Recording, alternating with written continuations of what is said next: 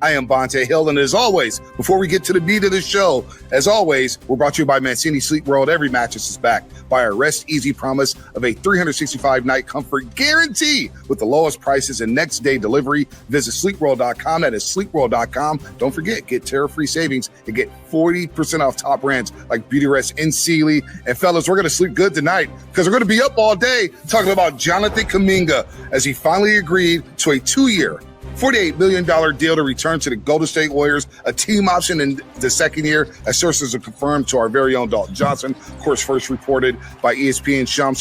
He's eligible for a trade January 15th. There's a lot to get into with this deal here. So, Monty, I'll start with you. The Warriors and JK finally come to an agreement on the first day of training camp. You should be in tomorrow, and we could put this behind us. But why now? Why now? And why the 2-year, $48 million deal? Well, neither side really wanted to deal with the qualifying offer. You know, although Aaron Turner, JK's agent, you know, he put that thread out there a while back. But, I mean, come on, the qualifying offer is less than $8 million. And they didn't want to do that. And the Warriors definitely didn't want to do it because it would lock them out of a contract slot that they could use to get a quality player. So the urgency was on both sides. But I think I don't think the Warriors ever believed that they would take the qualifying offer in the first place. I think they always felt like there's a way to get this to avoid the qualifying offer, which was their priority. And for them to just bump up the money a little bit from the $45 million initially, that got it done. And I think if you're Kuminga, you know, it's like you're getting paid more money than you've ever had before right now. And you will have some, at worst, you will be an unrestricted free agent as soon as next summer. The Warriors can actually trade him before then. So, yeah, I think when you look at what happened here, I think the Warriors, I think they got the better of the deal in the long run. Dalton, get in here. Jonathan Kuminga also did turn down the 3-year, $75 million contract offer that the Warriors had on the table with a team option on the third-year deal because he believes that'll get him to his end goal of being a free agent sooner than later. He wanted to have that security and be able to kind of control his own destiny sooner than later instead of having to keep it in the Warriors' hands. So yeah, at the end of the day, it felt like enough is enough from both sides. Let's put business to the side, put pen to paper, and let's get to basketball sooner than later. Because at this point, guys, we have a preseason game on Sunday. It's go time. First training camp practice happened today. It's time for everyone to get together and make basketball the main priority. You know, that was a vibe for me that I sensed at Media Day, fellas, that, look, they understand the business. Everybody from Steph to Draymond to Jimmy, Paz, even Jonathan Kuminga. And what you just said there, Dalton, it is go time.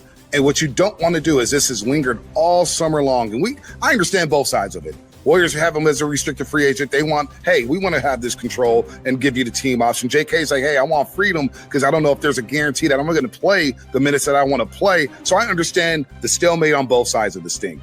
But once you get the basketball and once you hit the court to get ready for a whole new season, with Steph here, who's a 4-time champ, Draymond's a 4-time champ, Jimmy's trying to get a ring, Pod's just trying to find his way in this league and make that third-year leap. Moses Moody saying, hey, I got confidence. I finally got some run last year. I want to play. You kind of owe it to the team to say, all right, I just got to do what I got to do to get on the court and help these guys because that's the last thing you want in this league for any team in any sport. Is you don't want to linger and be that guy that's not coming to training camp. And then everybody else has got to answer questions about you. And they're in an uncomfortable spot. So I'm glad that it got done here because you're right, DJ. It is go time, but very interesting. Again, I want to harp on this, Monty.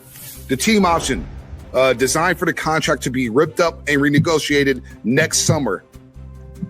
I'm with you here that the Warriors kind of won the posturing here with the team option. However, for JK, even if he gets traded before January 15th or after January 15th, the fact that the deal could be ripped up and he could renegotiate a new deal is a win for JK as well.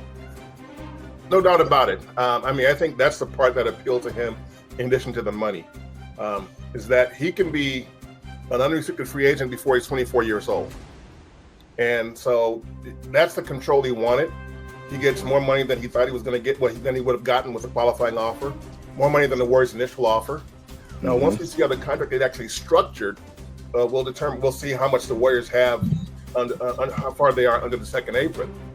in terms of future roster moves. But when you look at JK, what he got, I think there's enough for him to say, you know what, to be satisfied, be content with what happened. I mean, come on, 92 days of this. It's finally over. So if you're the Warriors, I think you say, you know, we made the most of a bad situation. The only downside for the Warriors to me is that they couldn't put their team together back in July. It's too late for that. That ship sailed. That's the only real downside. Other than that, yeah, they found more money. Well, they got money, you know, and it won't hurt them in terms of finances if it's structured properly, which I'm sure it will be. So, yeah, I think JK did okay, but I think the Warriors, they won the deal, I think.